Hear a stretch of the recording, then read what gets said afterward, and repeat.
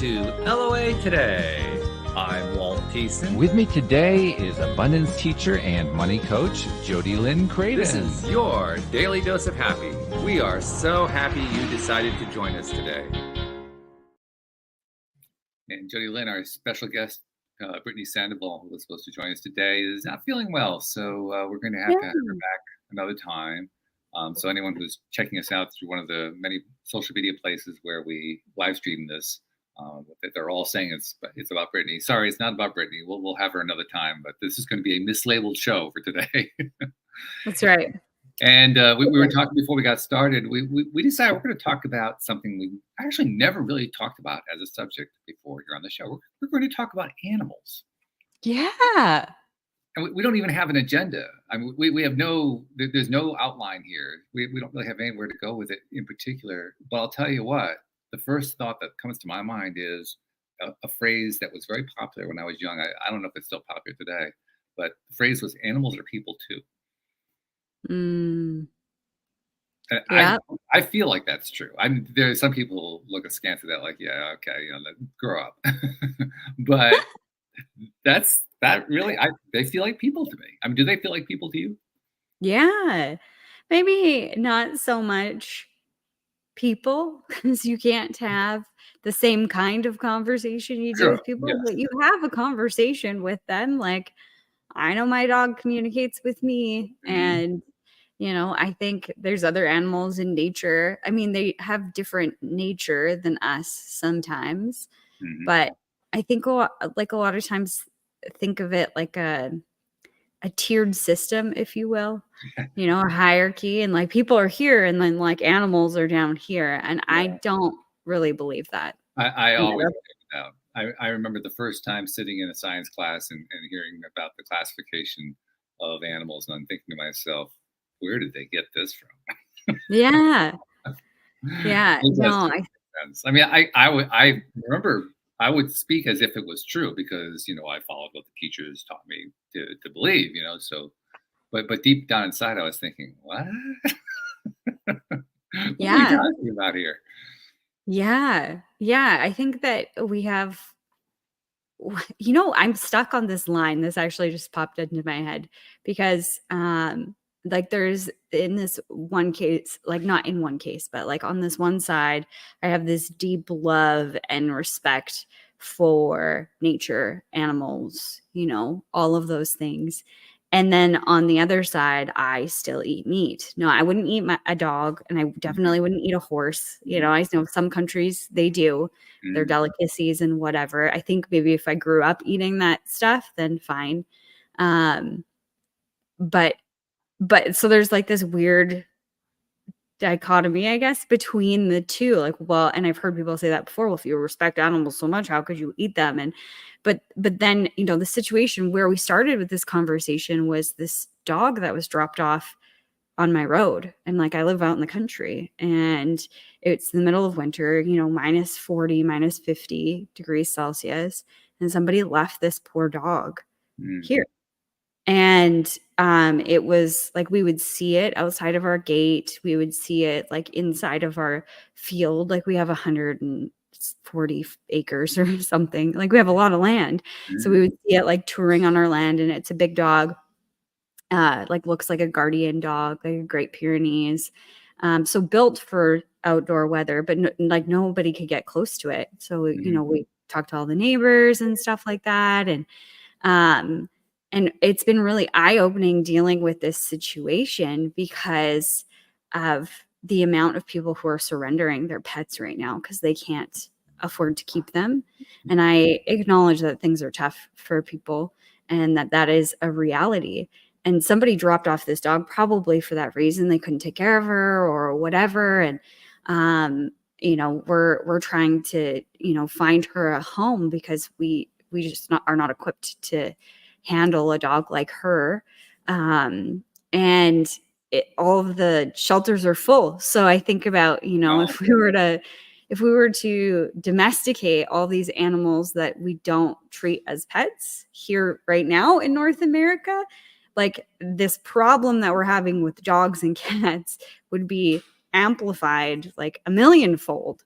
because then who's going to take care of the cows and the Yeah, goats and yeah, the yeah. pigs and all of these things. But it's an interesting thought experiment because I live on both sides of the line where I eat meat. And I also love animals, all of them. Like I was telling you before, we had a pig farm when I was a kid. Right, And right. we would we had, litters of pigs all the time and, whatever. And there would always be a runt of the litter. And that one would be my favorite. And I'd play with it and love it. And I distinctly remember when I was a kid, there was one runt that was really, really small and was dying.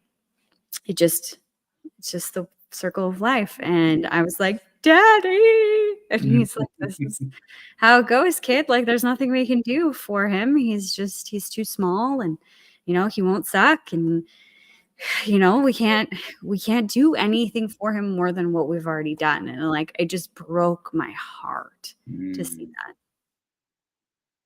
Yeah, life sucks when you can't suckle. It's just, Right? it's tough. Yeah. Yeah. Yeah.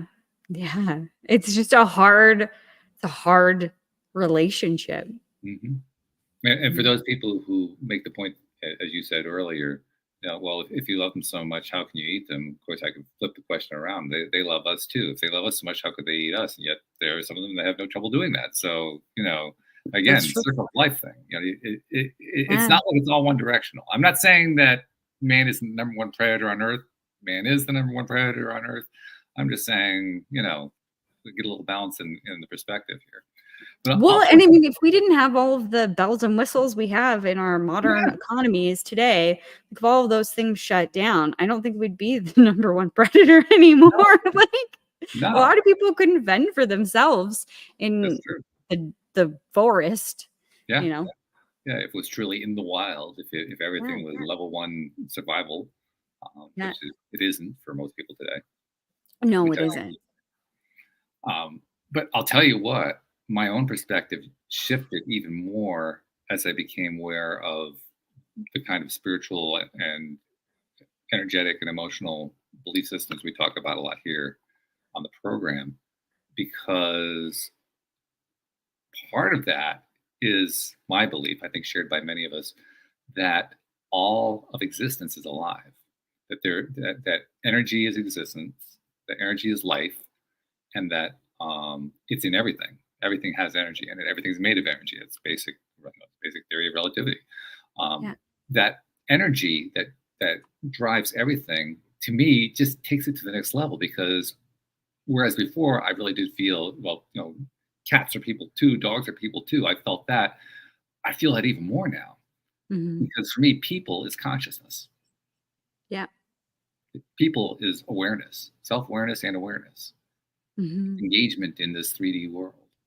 Well, okay, then that means that, well, not just the cats and the dogs, everything's alive, but especially the cats and the dogs. Yeah. And I mean, I've got my buddy sitting in my lap right now as we're doing this recording, and all I think to myself is, he is completely his own personality. Just completely his own personality. I mean, I've never even known a cat like him, let alone a human being. He is so uniquely him that I can't imagine encountering another being like him.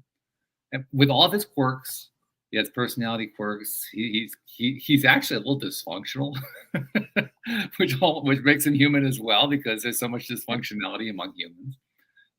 Literally, for instance, just to give you an example, he'll be hungry, right? And he'll signal to me that he's hungry, but he won't go to the kitchen where the food is.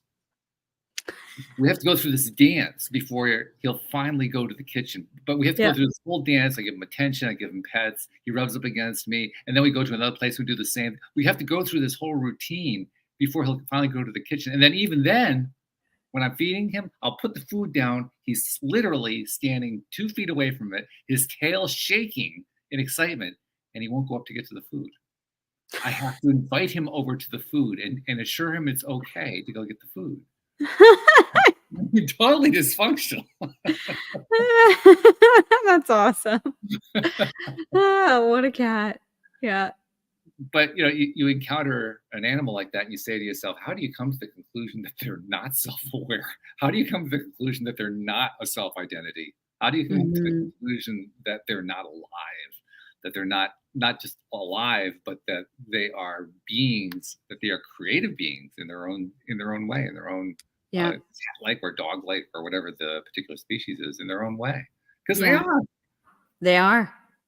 I totally agree. My dog, the not the stray dog, but my real dog, Tiki, she has her own personality. I've never met a dog like her.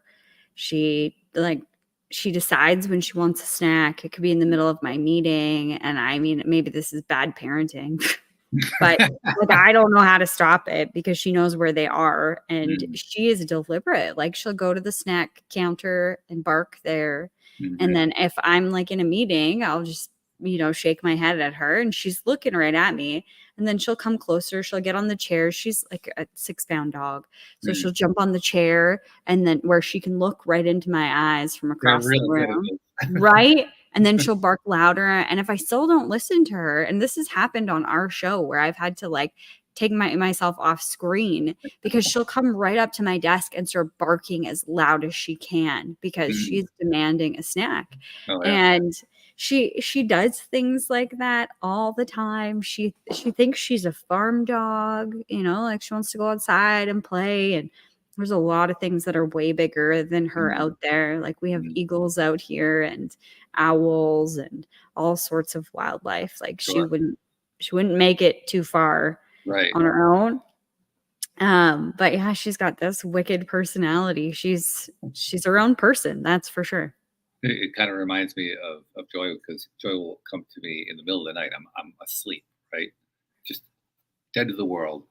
And all of a sudden, I'll find myself coming awake with this wet nose poked into my face, where he's basically saying, "Are you awake? Are you? If you're awake, it's time to feed me. But are you awake?" Are you awake? Tigger will dig at like my back or wherever if she wants to get under the cover. She'll just like dig close to my face. And I'm like, what is happening? And then I like open up the covers and she goes underneath and she'll Aw. lay with me. And she's cute. Yeah. But I mean, that's kind of where we started with this conversation with this dog is that Mhm. I'm having such a hard time letting it go Yeah. because I do believe that there is consciousness there, and I believe that they know what's going on, and I already feel awful that this dog was left, to fend for herself and nobody to love her. And now that she's finally come up to me and allowed me to pet her and stuff like that, she doesn't want to leave me alone now. She wants to be my dog. She picked Sure. me. Mhm. And it just breaks my heart that somebody treated her like that. That they just Mhm. left her. And I understand people are going through a really hard time right Oh, yeah. now. Yeah. But yeah, on the other side, people are selling dogs like her for $700,000-800,000. Like give her away. Yeah. Give her away. Yeah. It just Well, doesn't make I any I sense. appreciate the story too, because Joy was also a rescue. He showed up at our Mm, door, and yeah. we learned later that he was abandoned by people who lived across the street from us when they were evicted from their house. Oh. In fact, he was one of 4 cats that were abandoned when they were evicted from their house. And the only part of it that, I mean, that part I got, because I didn't know the family at all. We had no contact with them while they lived here. And when they were out, I I kind of was aware. I wasn't aware that they were being evicted, but I was kind of aware there was something going on over there. But I had no Mhm. idea what it was. The part that I didn't quite understand, and still don't understand to this day, is all 4 of these cats had been through a program run by the American Society for Prevention of Cruelty to Animals, the ASPCA. It's the capture, neuter, release program. It's a way of keeping the stray population down by making sure they're all fixed, they're all neutered, so that there isn't a continuous generation after generation of strays being generated. And all 4 of them had been through that program. The way we know that they've been through that program is apparently there's some debate as to whether this is actually a nice thing to do, but they do what they call ear tipping. They take a little bit out of the ear, and that's the indicator to everybody that this is an animal that's been through that program. I Mm. had no idea about that. My ex had no idea about that. But we found out when we took them to the local SPCA and ask them to get the cats fixed. And they say, "Oh, you don't need to. They've already been fixed." And oh, by the way, Joy is not a female. He's a male. So you might want to know that one too. Whoops. Yeah, oops, indeed. We kept the name anyway. But the point is, they knew because the capture, neuter, release program. That's not the exact name, but it's like that. That program. The only way you can get an animal through that program is to get it through the local ASPCA, which means you have to apply for adoption and all that kind of stuff. It's a fairly simple process, but that's the only place you can get it. Which means they knew where the shelter was. That's the part that I have trouble understanding. They knew where the shelter was. They knew that the shelter was there to take animals that were no longer wanted. Why didn't they take the animals to the shelter? I can't figure that part out. No. You have to be really emotionally distraught and messed up to make that decision, I think. Yeah. Yeah. I don't know. He just showed me a picture of a puppy that was found in a trash compactor at the dump. Ugh. Yeah. Like the guy went to move and saw something moving and was like, "What's that?" And went in and it was a little dog. Mm. And they traced it back to whoever had, like, whatever dog had these puppies. And obviously there was more than one puppy. Yeah. But they couldn't find any of the other ones. It's just like, I don't know. It hurts my heart that there's this devaluation of, I would call it human life, but like life in general. Like, well, clearly it starts with their own devaluation. They're devaluing their own life. Otherwise, they would be in that space in the first. True. Yeah. You know? Yeah. It's just such a hard thing. And I mean, I'd probably have lots of animals. My husband didn't stop me because every stray I'd be like, I want to keep it. This is the first time that we've ever had a stray out here, but I love animals. I think that they've been some of my greatest teachers over the years, being with animals. Well, one thing neither one of us should do is neither one of us should publish our addresses, because otherwise everybody's going to be dropping off all their strays. They're going to say, "Oh, well, Walt and JodieLynn will take it." That's right. Yeah, that's right. Hope you don't dare do that. It's so true. Yeah. I'll tell you though, it really is fascinating to me to take what we talk about here, about how everything that is, all energy is alive, and then apply it to an animal that you know and love. That's part of your life. Yeah. I mean, when I look at my cat and interact with him and so forth and think of him in those terms, it actually enhances the experience for me. I don't know if it does for you. Mm-hmm. But literally it enhances it. It makes the experience so much bigger. Like, wow, this guy is part of that eternal energy we talk about. Mm-hmm. Part of that oneness, if you go like one step further. Yeah. I don't know. For me, it opened up like what felt like a conversation. And I feel like I used to have it when I was a kid, and maybe lots of kids are like this, where they like talk to their animals, or like, when they play, they're like pretending that the horse speaks or the dog speaks, or whatever, right? We have movies about that. How many films have we seen of little girls playing dress up tea party with their dog? Exactly. I mean, seriously, that's a common theme that happens all the time.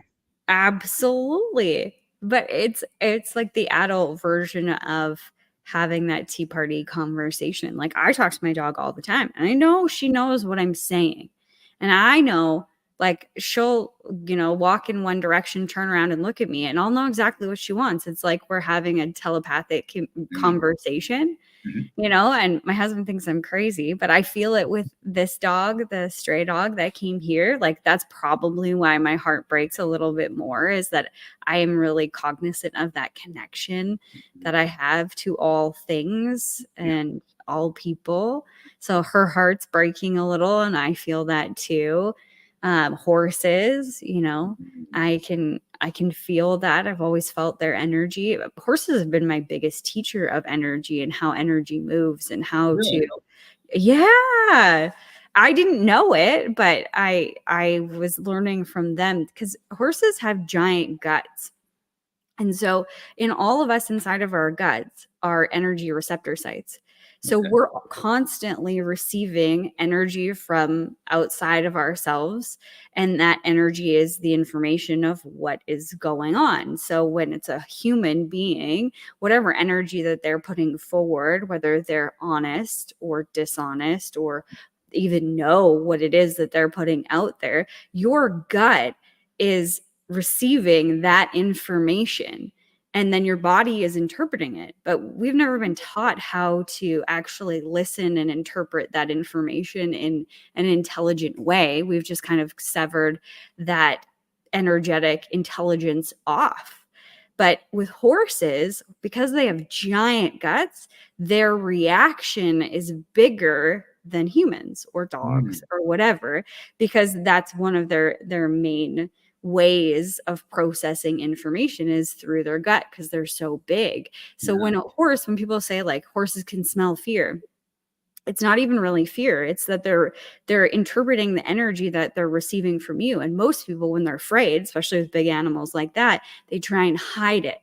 And then a horse will actually have a visible reaction when you're being dishonest with your feelings. So you're afraid, but you're trying to hide that you're afraid. Then they will react badly or like rear up or do something because you're not being authentic. And they can see that, and that means danger to them. So if you were just feel it, really, I mean, that's what they feel in their gut. Exactly. So if you were just honest with your fear and allowed it to present itself, they would have no problem with you. It would be fine. But so working with horses my entire life, I was always, because I'm small, I'm 5'5", I say 5'1", but I think that's with like my boots on or something. I'm like, that's all right. We'll give you that one. I'm 5'1". So I'm small, and like we've always worked with horses that are, not huge horses, not big thoroughbreds, but about 15 hands high, somewhere in there. So always bigger than me, and can, really knock you over and hurt you. So I always had to be aware of what was going on. And I've been kicked when I wasn't paying attention, and, head butted when I was, not paying attention and stuff. So I had to learn how to sense horses and deal with them and stuff like that. I always had this natural knack, but it wasn't until I started studying energy that somebody gave me a book on horses that explained all of the stuff that I've just explained to you, and then how they communicate with one another and how they're just really reacting to whether you're authentic or not, and how we have the same capacity to do so. We just don't know how to use it, or we haven't been shown how to use it. Or we've let it go dormant. Yeah. I mean, we talk a lot about it being cut off, but I think that's really what it is. We just let it go dormant. We don't pay attention to it. Yeah. We ignore it. You ignore it. Yeah. So if you ignore a skill, it's going to get rusty. I mean, that's just the way life works, right? Yeah. Just like another language, I presume, if you don't use that language, it might still be somewhere in the recesses of your mind. I'm sure that it is, but you don't even know how to access it, or even know to access it. Yeah. It's true. It's also kind of an odd thing that we go through our lives able to cut ourselves off that way. And then some of us try to rediscover it. And in the process of trying to rediscover it, we think, well, that's not possible. I mean, I'm speaking for myself, really. Yeah. I'm kind of speaking abstractly, but really I'm talking about my own experience. My own experience was, for many, many years, I didn't think I had capabilities like what we talk about now. I didn't think any of that was available to me. I didn't think that, even to this day, I still feel in many ways I can't channel, I can't receive psychic messages and so. Well, actually, I can. Of course, you can.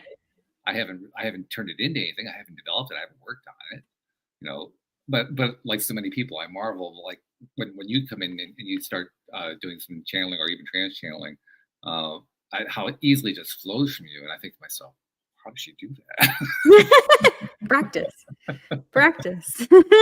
just it, because I wasn't practicing. Yeah, exactly. Everybody can do it. It's so interesting that we look at other people and think that, because I have obviously thought that about other things too. Like I wish I was this. That was something that I learned, from my brother. I think one of the biggest learnings I had with him was I was always like, wow, he's just My brother is very charismatic. Like he was a rodeo clown. Everybody loves him. He's like the center of attention. And I always thought like he got all the good stuff.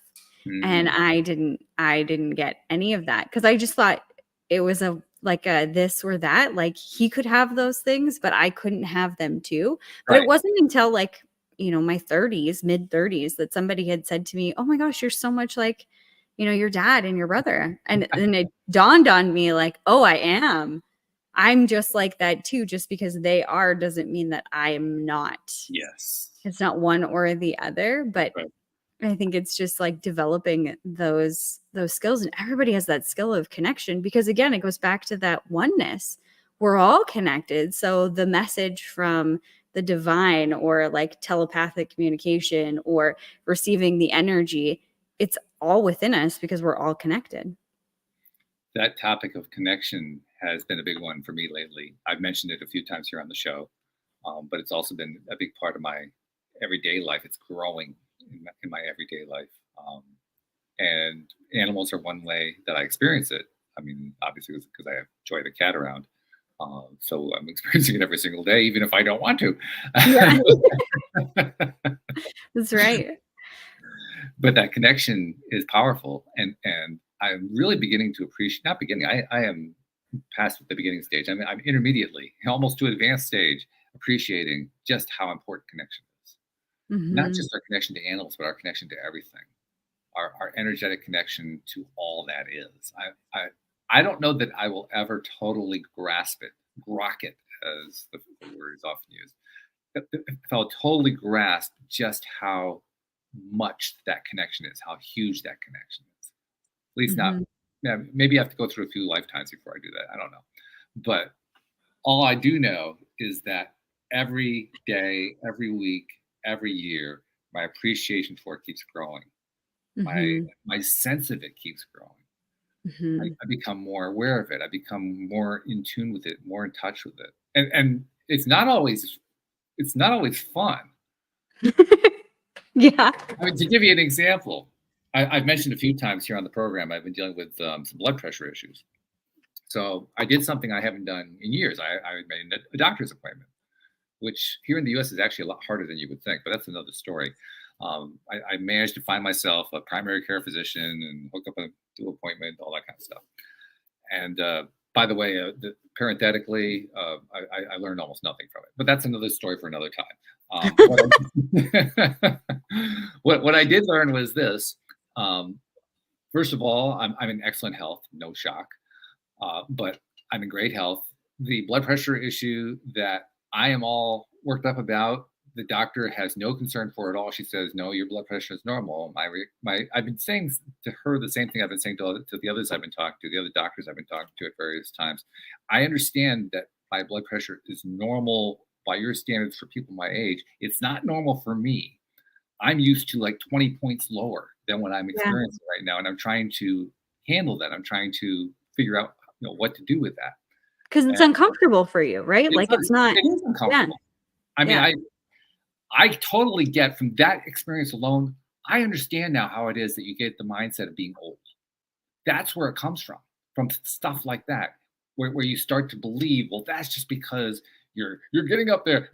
Everything's bound to slow down a bit when you get up there in age. It's that kind of morbid philosophy, which is absolute nonsense. Agreed. Yeah. When a lot, I keep trying to tell these doctors, and they just laugh it off. They don't, including this one that I just hooked up with. She's a very nice doctor. She's obviously very skilled and so forth, but she just dismissed it. But what I was trying to say to her, and what I try to say to all of them is, my body's telling me something. Why isn't anybody listening? Why am I the only one who's listening? Yeah, and you don't know how to like decipher the code. Well, yeah.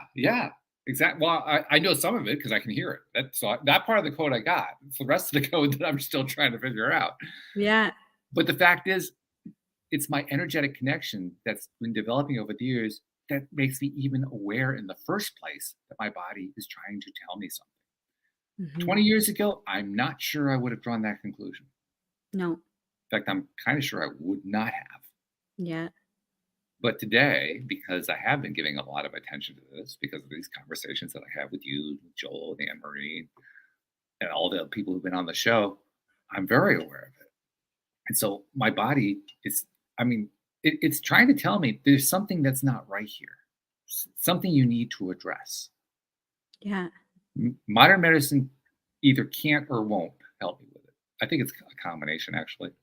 Yeah. Get into that if you like, but Totally good. that's really good. Yes, we're good at that. We're good at rabbit holes around here. Yeah. Yeah. But I also recognize and realize that it's an opportunity. It's an opportunity for me to learn and to increase my understanding of how that energy works, how my own energy works, and how that energy of mine interacts with the energy of all that is, that oneness that you were referring to a moment ago. Mm-hmm. So I'm learning to treat this, well, not learning, I'm actually applying. I am treating this as an opportunity to practice some of the things we talk about here. And running into a lot of barriers doing it too. I've told you and I've told others that I've been experimenting with AI, artificial intelligence. Yeah.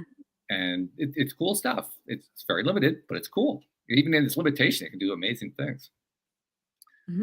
I tried asking, I think it was Gemini, the one that Google puts out. I tried asking, okay, my doctor is unwilling to take me beyond this one step. I mean, she gave me, I was asking for information. She said, well, cut down your salt, get enough exercise, do a lot of walking. Yeah, I'm doing all those things. What else can I do? That's all I got for you. So nothing. You're fine. So I was saying to the AI, what else, help speculate with me here, right? What else can I do? And the AI, predictably, because it is a large language model, which means it's drawing from the prevalent opinions and beliefs and knowledge and so forth of the human race, came back and said, well, that's a conversation you need to have with your doctor. And so I said to the AI, I had the conversation with my doctor. She won't tell me anymore. Long story short, I went through like this exchange. I was basically kind of pushing back at what the AI responses were. And finally, I got the AI to start speculating on what some possible ways of understanding what's going on might be. What might those methods be? What might those approaches be?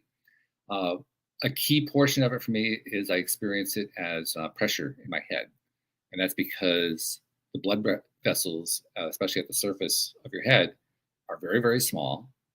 And so as any kind of a blood pressure issue, I mean, mine's pretty minor by comparison to most people. But no matter what it is, as they start to manifest themselves, you'll tend to feel them where the smallest blood vessels are, because that's where you're going to have the greatest evidence of it, so to speak.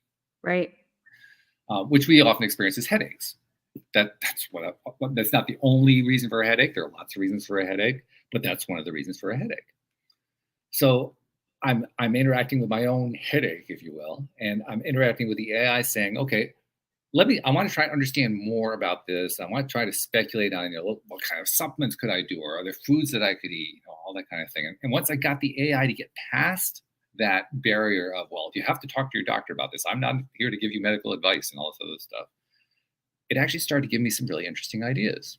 Give me things that have been touched upon by medical research, but the mainstream medical haven't come to any conclusions about it. So it's out there on the edges, so to speak.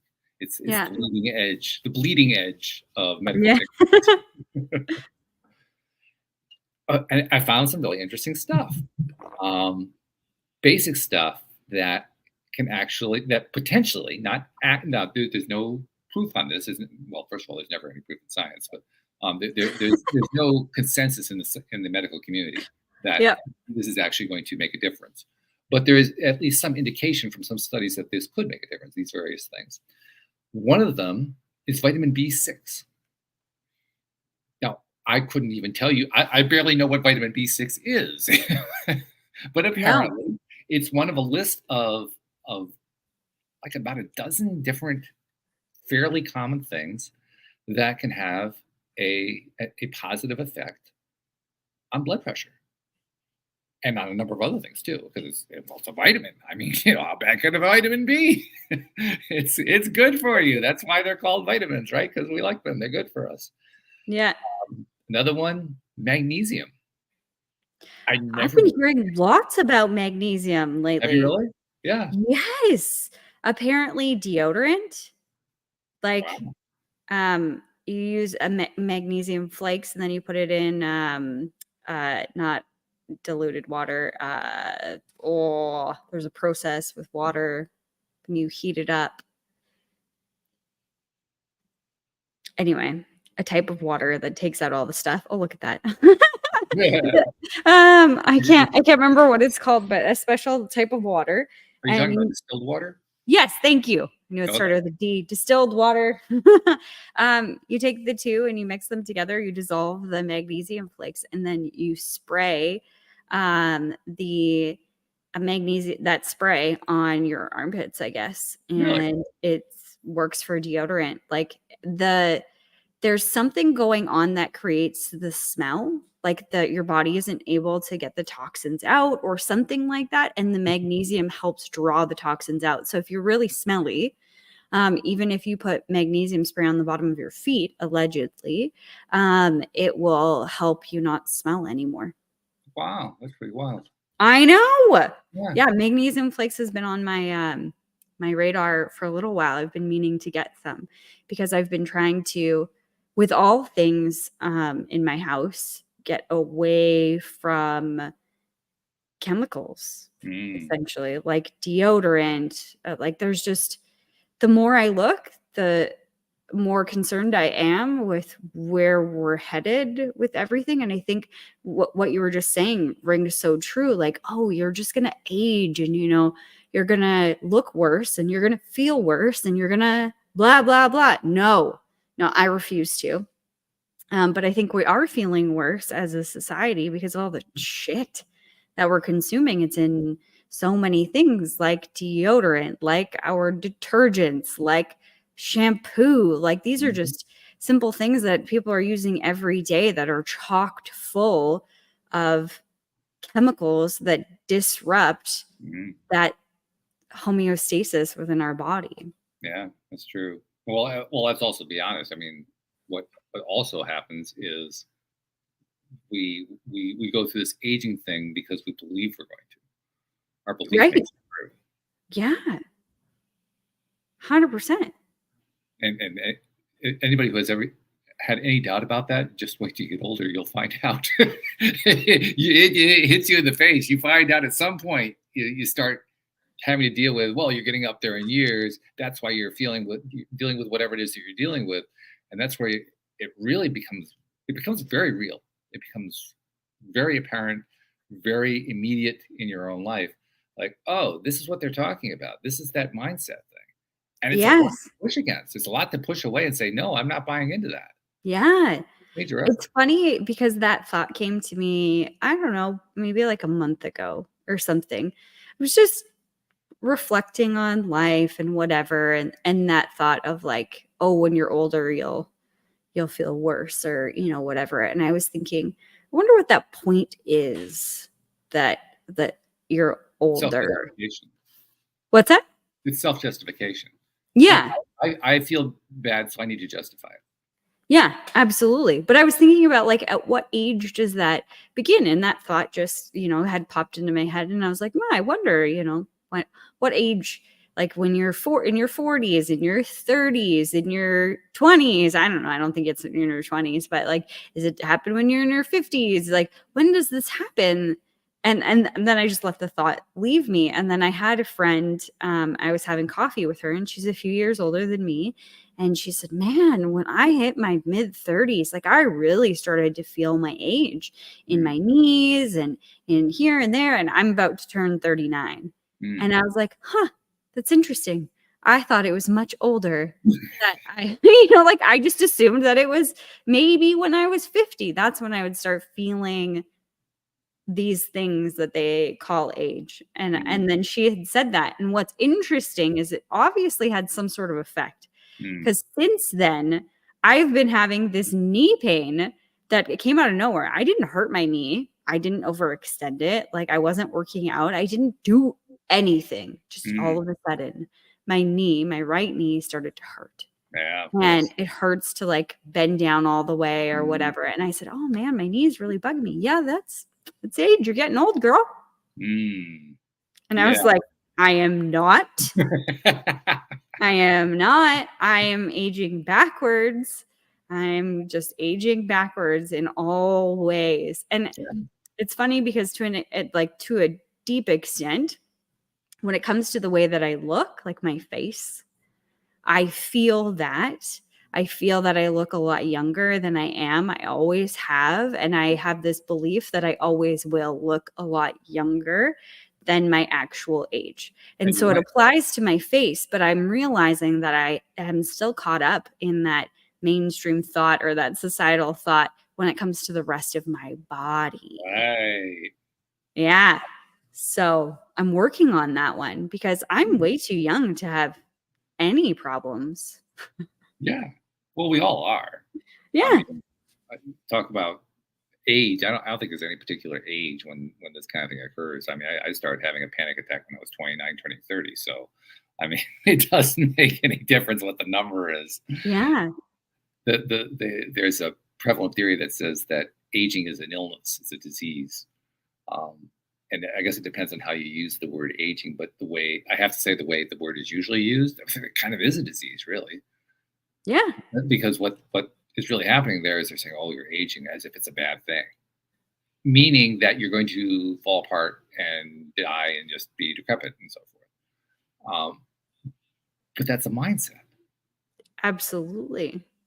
It doesn't mean that you'll never die. I'm not suggesting that you'll never die. I'm saying that the whole thing about it falling apart and becoming decrepit, that's the mindset that you don't have to have. Yeah.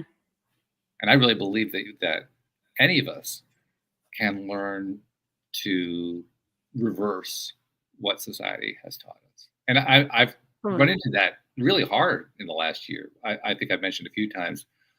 I was in physical therapy since last May for a neuropathy in my right Achilles, and it was pretty painful. I mean, I love to walk. I couldn't do my usual walks. I'd be in agony after just a mile or two.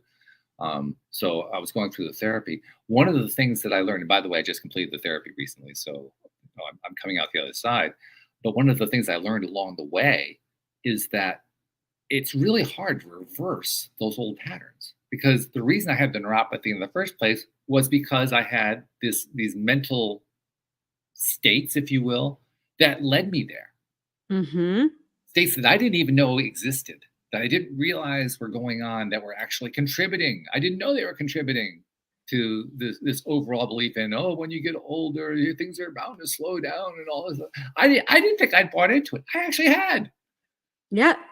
And I found out that I had because I started trying to reverse that. I wasn't trying to reverse all of it. I was just trying to reverse that one thing. And oh my God, that was hard to reverse. Yeah. I did it.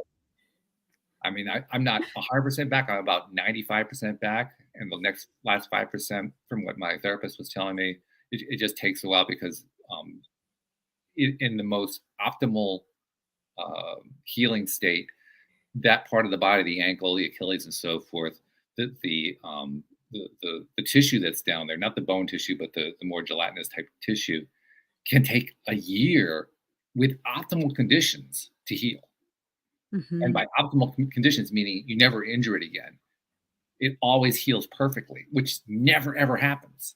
Mm-hmm. So to be 10 months into it and to have gotten to 95%, that's actually a big accomplishment. She was often saying how that was like, I was like her star patient because I kept making all this progress. It really demonstrates for me how powerful that societal mindset is, that we're all going to fall into that age-related abyss, how powerful that is, and also how much it takes to stand against it and say, no, thank you. Well, I think that there is a lot that like Abraham Hicks always talks about, like the speeding train. There's a lot going in that direction of like, even just in the words that you were saying, it takes this long to heal this type of tissue and this and that, and how much of that is our belief system Yes. versus what is really truly possible. Like, and I've come up against this with the fertility side of things, like, oh, doctors saying there's nothing you can do, and whatever, and saying, no, I don't believe you.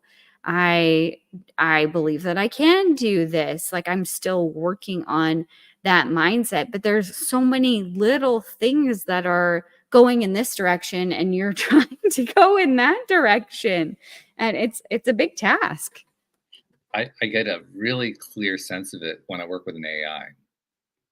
Mm-hmm. Of course, the way that works these days is you go to a web page normally, or to an app in some cases, and you type something in and it types something back to you. And so you're having this typed conversation with the AI.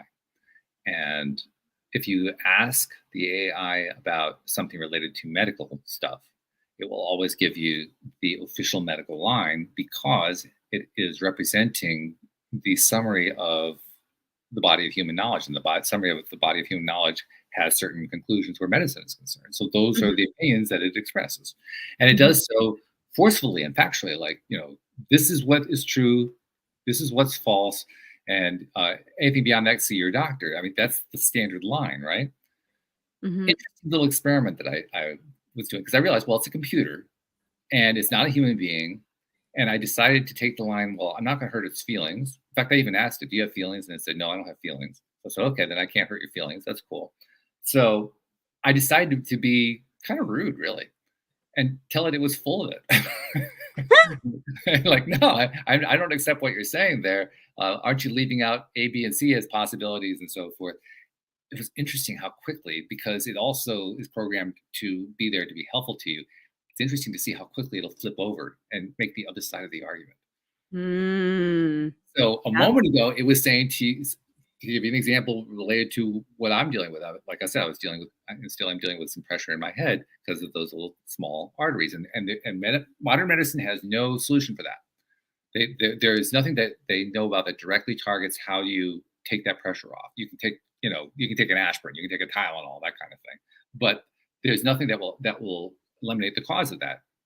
So, according to the medical theory as it's understood today, and that's what the AI was spitting back to me. There is no way to fix that. It can't be fixed.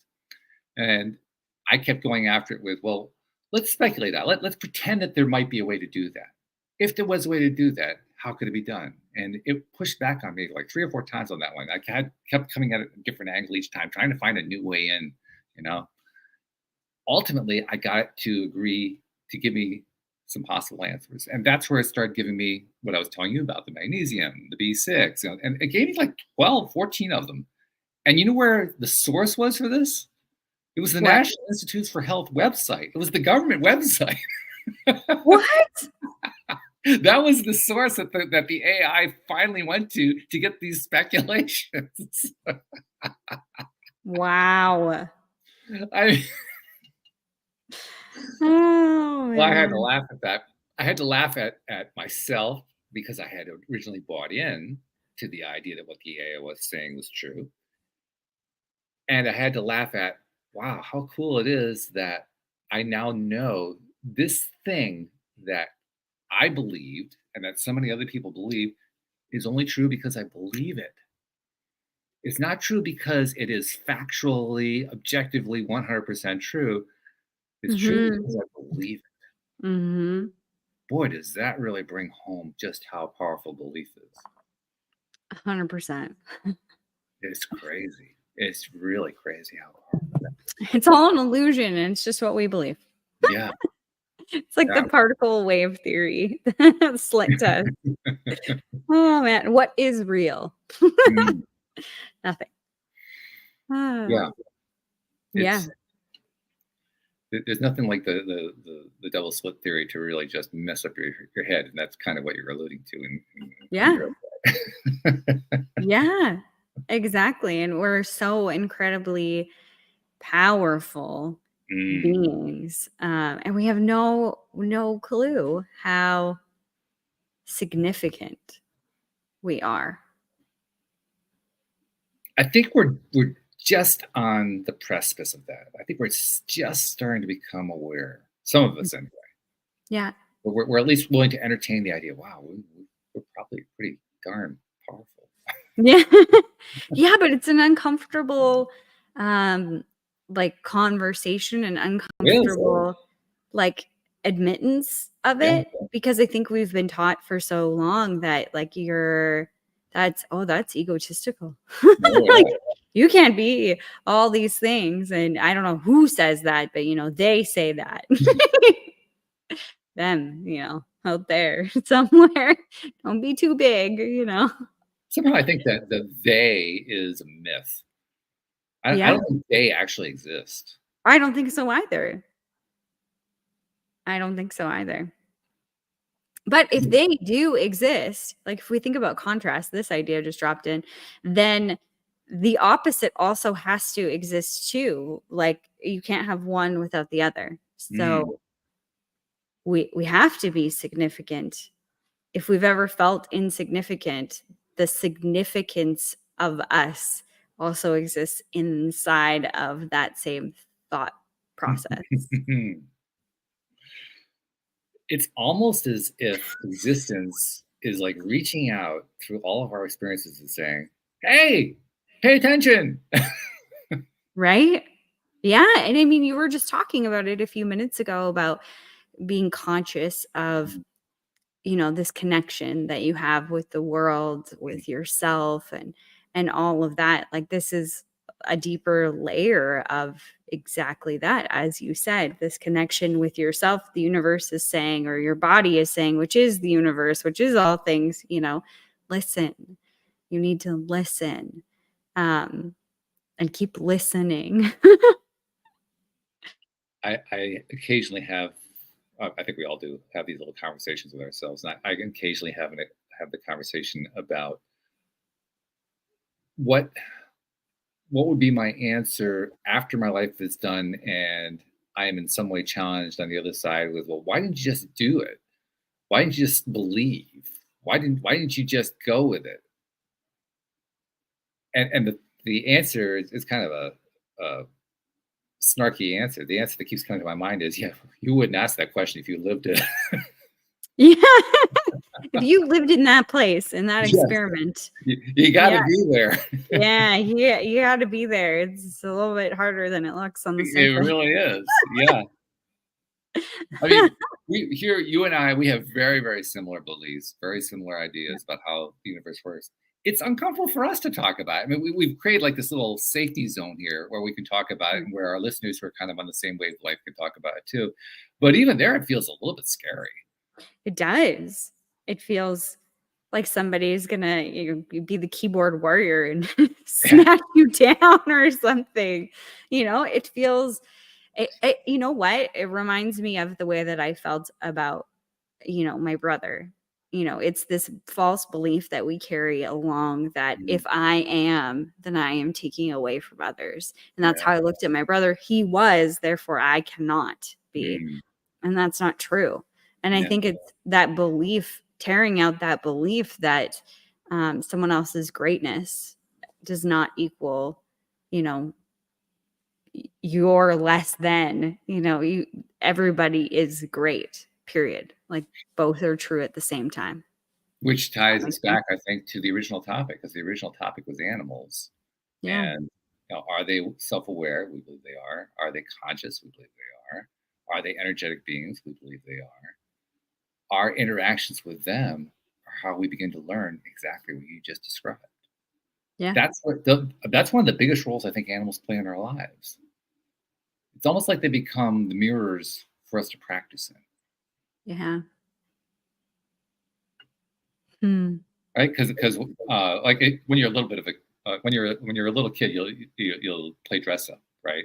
And then you look to see what you look like in the mirror, and you play into the mirror about what it is that you're trying to portray. It's almost like you're trying to convince yourself. Yeah. Well, that's what the animals are doing. The animals are helping you to convince yourself. Yeah. And be in the moment and, love unconditionally. I think that's one of the most amazing things about pets especially dogs. I'm sure Mhm. cats are similar. I've just never really had cats. But, just loving you Mhm. without having to do anything. Yeah. Really. Without transaction is what we're talking about. Exactly. Yeah. Just being. Which, by Mhm. the way, I actually think there's only one kind of love.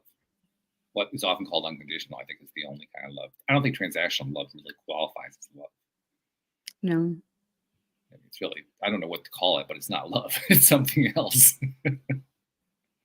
It's not the same vibration. It's a much lower vibration. Yeah. Yeah. I think unconditional love is the authentic form of Mm, love, mhm. which is magnetic because it's raw and real and just all that it is, like all the light, all the dark, all the parts combined. Raw is a good word for it Hmm. because there is a raw energy to it.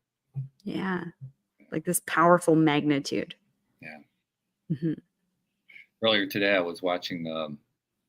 I don't watch a lot of television, but lately I've watched more than I usually do. I think I was on Hulu channel, and I picked up this documentary about a group that's investigating the theories of Nikola Tesla. Ooh. Really interesting what these people are doing. One of the experiments they did, and it'll be evident in a moment why I'm bringing this in, but one of the experiments they did is, Tesla talked about how the Earth could actually be a generator of electricity that that could basically fuel our entire civilization. And one of his dreams was that that would happen. Well, his basic experiment it's based on the idea that there is an energy that flows through the earth that also interacts with the atmosphere. Hmm. And he actually developed this theory before the idea of the ionosphere was created. But it was the ionosphere that was his theory was that's where the interaction was taking place between that and the ground. Yeah. Well, these researchers took the basic idea, they created what's known as a Tesla coil. It's basically a copper coil. They took two of them, put them on little sticks to make towers out of them. The sticks, the towers rather, are connecting through the atmosphere. You can't really see it, but you can see the two of them standing there, and they're both connected to the ground. So they create a circuit through the ground, up through the towers, through the atmosphere, back down to the ground. So they have this complete circuit going. And then they plugged something into that circuit. Like in this case, I think it was a electric, motorized boat, like a toy boat. And they were able to power this boat riding around a lake off of this circuit that was just drawing energy from the earth. How did they plug it into it? Oh, I need this documentary in my life. I'll send you the link to it. No, Yes, please. literally, they had a let's see, how did they do it? They had a coil, I think, on the boat itself, and so the coil was part of that circuit. And it was and one of the interesting things, this was really fascinating. They had these two towers, and what they found is they had the two towers something like, I don't know, 100 feet apart, something like that. And they got an electronic device on there to measure the current and the voltage and the wattage and all that kind of stuff. And the current was off the scale. It was this really high current. It wasn't a lot of voltage, so it wasn't a huge amount of wattage, but the current was off the scale. They said, well, if we put that current into that toy boat, it's going to blow the boat up. I mean, it's going to break the damn thing. So they actually had to move the towers apart in order to bring the current down so they could control the thing. Wow. It was really something. But they did it. They did the experiment the way Tesla did it. They actually got a hold of one of the old light bulbs from the 1920s that he used with his experiments. And they were able to light the light bulb using this circuit setup. And then they connected it into the boat, and then they had the boat driving around the lake with radio control. And so they were showing how this stuff works. Yeah. But it's really cool because, well, for a number of different reasons, it's really cool. For me, the biggest part that was cool about it is that it illustrated all these interesting ways that energy works that we don't even know about. Mm-hmm. Yeah. And I think it's important to remember electricity is just one form of energy. I think that all energy falls into the category of what we would call spiritual energy. Yeah. But real energy, real electricity is part of that Yeah. continuum. I mean, the Yeah. electromagnetic spectrum, that to me, the electromagnetic spectrum is one piece of the overall energy field. It's the part that we know how to interact with. It's the part that drives our society. It drives our electronics. It drives our internet. It drives all the stuff that we know. But it's not the only form of energy. It's just that that's the only part we've learned how to interact with. Mm-hmm. And here I agree. we're watching on the TV. I was watching these guys who were interacting with this energy that was just built into the earth. That's so freaking cool. Can you imagine? Fascinating. Imagine if I still don't understand why nobody's just grabbed this, because I mean the patents expired on this years ago. You know, the patents only last, but even then they only lasted about 28 years, something like that. You know, Tesla died in 1942, I think it was. It's been a while, 43, something like that. You know, so these patents are long since expired. Anybody could build these things. You know, I'm wondering what's it going to take for somebody to say, you know what, I'm going to build a bunch of these things. Let's see if we can create a power structure. You know what? This is my conspiracy side of my brain thinking, and maybe some other parts too. But I think it comes down to belief systems again. Yes. Because our belief system is that this is how power is generated and power works. You have power lines that connect to homes, and then you plug it in, and you got lines in your house, and that's the light bulb. Woo! Yay! Like there's no way.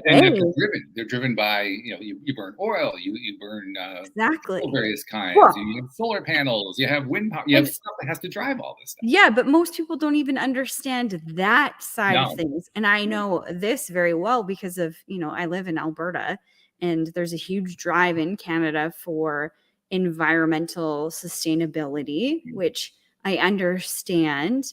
But it's not a place where we could sustain our entire power grid on solar. And they don't want to use coal anymore, and they don't want to use natural gas, but we don't have another option for the base power load that we need. And people just can't compute that. But I think like coming back to the Tesla stuff, people aren't trying this because, well, if it worked, quote unquote, then they would have done it long ago. If we could have free energy, they would have. But the conspiracy part of my brain is, no, they wouldn't have. No. You know how much money they would have lost over the last how many years not having like the copper, the wire, like all of these things, the infrastructure that they built, nor did they want to put money, time, energy into figuring it out now. They're kind of like shooting themselves in the foot if they were to do that. So I think it's also that they again. I mean, the they in this case, you're describing the they in terms of the people who are the owners of the energy infrastructure. But it's not just, they're not the only they. There's also the they of the environmentalists who are much more interested in pushing a political agenda than they are in actually building a Tesla coil. Right. It's pretty straightforward. You want to do something to change the energy infrastructure, you build some Tesla coils, and you start testing and experimenting and seeing if you can build up a network. I mean, it's like the energy is right there. That's right. It's there. It's already here. It's funny because I watched a series of videos. It was on a bunch of different things, but they were talking about free energy systems. And I watched this in 2001. And since then I've been like, Nate, you got to watch it because I don't understand this. And he's an electrician, so he understands all the words that they're using. And I'm like lost. But they're talking about in this video series that there's these old magnificent buildings. And a lot of times we look at them and they're churches and they're government buildings. But they're like just extraordinarily beautiful.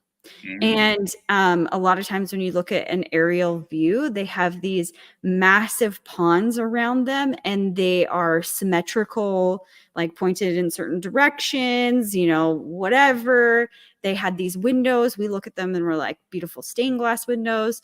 But what this documentary was saying, and I don't know anything about it, I have done no research beyond this, but was talking about how this was an energy system. They used water, they used the organs, they used these windows. They weren't windows, they were just patterns to collect and connect and harvest energy from the ether.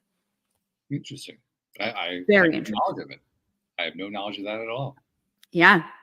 It makes sense. I mean, like, to me, like, watching that video, I'm like, huh, it is interesting why they have these huge caverns underneath these buildings, why they have these weird shaped windows, like, and we don't have those things today. I mean, we're all about like efficiency now. So now we have buildings that are straight up and down and really boring and whatever. And maybe that's the reason. But yeah, I think that there's something to it, that there was free energy, or they had mastered something or something. That's the conspiracy side of me talking.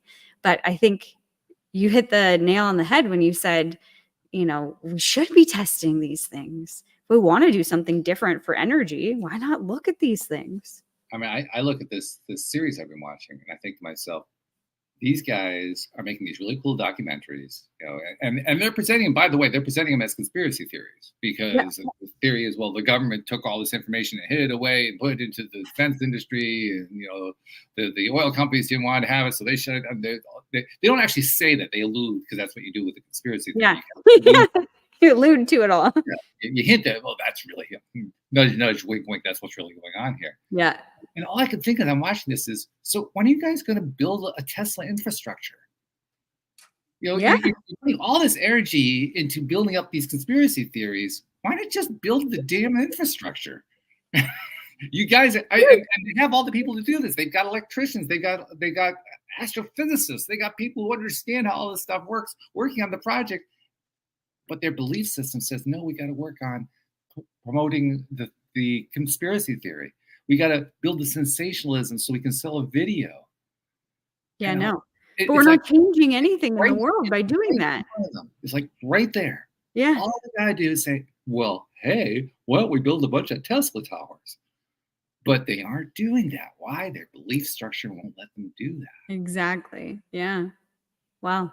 I think it's hopefully somebody takes that and runs with it, though, and starts to do it. Yeah. Like, wouldn't that be cool if people started to do that on their own? And you know, I'm not a huge fan of solar because of the what it takes to build the solar panel is very destructive. And here it doesn't work that well. I'm sure there's places in the world that it's like beautiful. Works the equator, it's going to work really well. It's going to yeah, exactly. But you know, when we have winter a lot of the year and it's not a lot of light, it just doesn't work. They're not rated to work as well here. It's just not. It's not as sustainable as it would be in other parts of the world. Yeah. But Tesla coil. The ether doesn't go away because it's winter. Yeah. So maybe we build one on Craven Farms. I'm going to get Nate on it now.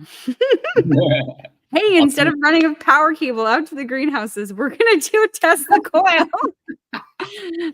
Can you imagine, though, if we start, you know, we have the farm stable dinners and like the greenhouse with all the food in it and stuff like that, like a market garden business.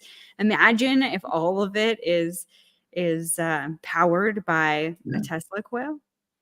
And by the way, I really should be fair here. There is a lot of need to do the research on it. I mean, when Henry Ford first built his first car, first of all, he wasn't the first car manufacturer, and second of all, he had to build a whole assembly line in order to make the thing happen. He had to invent the assembly line in order to build his car. There's a lot of engineering that goes into making something like this work. So we know that a Tesla coil works. Does that mean we have an infrastructure? No, you have to learn how to build it. You have to learn how the thing works. You have to experiment with it. You have to play with it.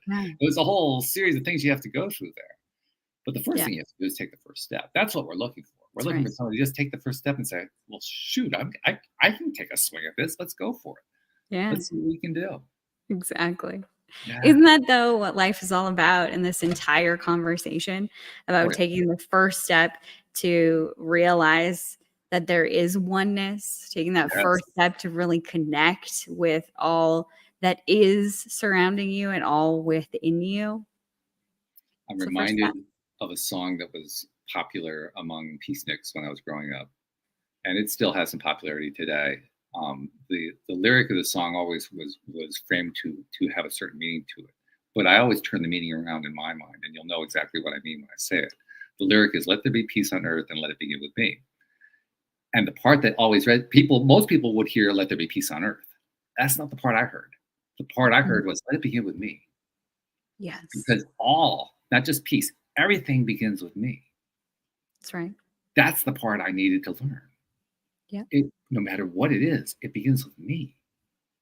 So when I say let it begin with me, I mean literally let it all begin with me. Let the belief begin with me. Let the changing of my belief about aging begin with me.